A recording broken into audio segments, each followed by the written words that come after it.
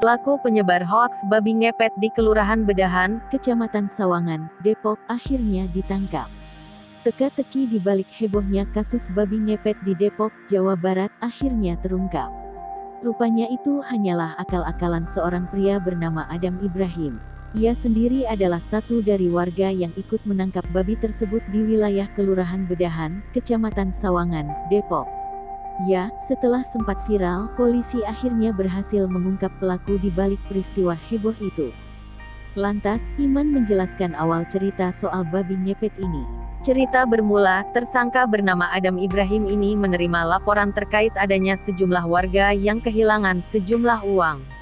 Tersangka AI kemudian memesan secara online seekor babi dari pencinta binatang yang dibeli harganya Rp900.000 dengan ongkos kirim Rp200.000. Dari situ, Adam Ibrahim dan 8 orang lainnya kemudian bekerja sama. Mereka lantas mengarang cerita soal adanya babi ngepet ini.